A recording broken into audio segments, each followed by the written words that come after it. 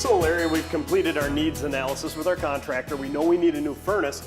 There are some different choices as a homeowner you have to make. So in this segment, let's walk through the different choices and really help the homeowner get the best unit for their situation. In the upper Midwest, we typically look at 92 AFU and above, just because of the amount of usage we run on the gas side.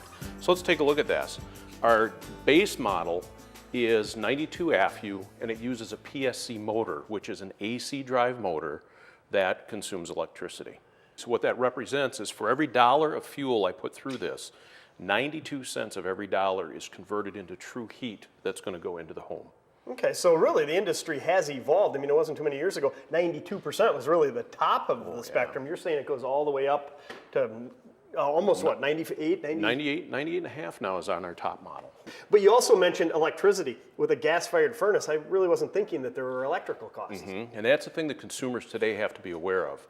The electrical consumption of today's furnaces is much higher in the entry level. And the advantage as you go up in model selections, there's higher efficiency blower motors that save you considerable amount of money on the electrical side. Really? So even though we're talking about a gas-fired furnace, electricity, the electrical costs come into play in a big way? In a big way. What we're looking at with these three models, we're seeing a transition of cost.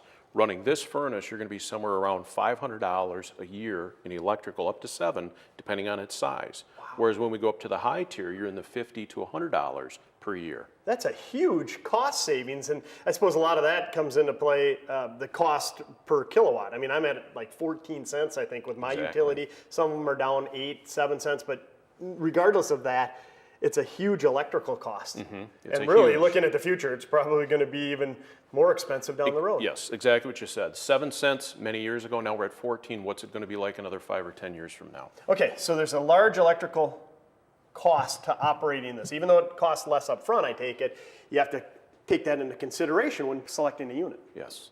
Okay, so what's this one? This is about 96%? Right, our mid-tier models is about 96% AFU, so again, 96 cents of every dollar goes to heat the home, and we've incorporated ECM motors, which are going to save electrically on the furnace. So we're going to see a savings somewhere around a $300 savings upgrading to this on an annualized basis. Wow, $300 savings. That's quite a savings and a great payback. If you look at this as being an investment, which a homeowner should, look at their heating and cooling system as an investment, $300 a year, it wouldn't take long, I would imagine, to pay this off. Yes, the difference is very achievable for a quick payback. The other advantage, when we go to 96, we're also putting in 2-stage furnaces. This is a single stage, it's on at 100%. This one comes on at 40% or ratchets up to 100% firing rate based on our needs. As it gets colder out, it would ramp up to high fire. If it's a warmer, mild fall day, it'll remain in low fire. So it better matches the heat output to the load of the house. Does that make the unit more efficient? Increases your comfort more than it does the efficiency. Instead of that hard blast of full heat, when you really don't need it all, it'll come on a mild condition. Okay, and so that's what we're really talking about here is comfort? Comfort is a big one. Because you're talking about running these motors not just during the heating season, but year-round? Sure. The year-round side would come to be able to basically clean your air 24/7, 365 days a year. That's what we recommend, and also that increases your overall comfort within the home as well, trying to alleviate some of those hot spots and cold spots that we all run into. Okay, this one right here, 98.5% you mentioned. That's incredible. But I assume it's also more efficient electrically? Yeah, this is even the next step up, and it does 2 things for us. Electrically, it has our ultimate high-end motor, which is a full modulating blower motor, as well as there's an induction fan that's DC drive as well that moves the air through the furnace for combustion. The other thing this does is it has modulation of the gas. This is a 2-stage. This starts at 40% and then modulates fully up to 100% when it needs to, based on how cold it is out. Wow, so a smart version of a furnace. It's actually doing the thinking based on the environment around it? Exactly. So it's looking at how much did I have to run the last time, what is my firing rate that I need to have, and ideally, in a perfect world, we'd never shut it off. It would just maintain. If you have it set to 70 degrees, it's 70 degrees all the time and it would regulate up and down.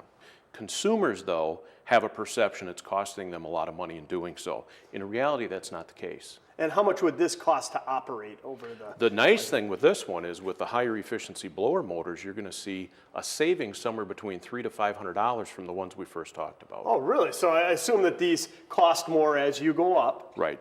but there's a definite payback. If you're talking upwards of $500 annually, this might cost a couple $1,000s more. So 3 to 5 years, you'd have a payback. If you're in your house longer than that, it's actually costing you a lot less to have a comfortable living environment. Regardless of how long you're in your home, you've got a great return on investment as you upgrade to a higher efficiency and especially to the higher efficiency electrical motors used. So there are a lot of different factors to consider. And what I'm getting out of it is, you look at your needs analysis that you've discussed and developed with your contractor, and you think about your situation. Are you going to be selling your house? If you're selling your house in the next year, you might not want to put the most expensive furnace in there, even though the next occupants could reap the benefits.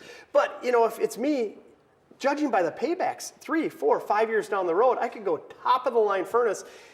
As compared to putting the low end in, it's going to pay for itself in that short time period.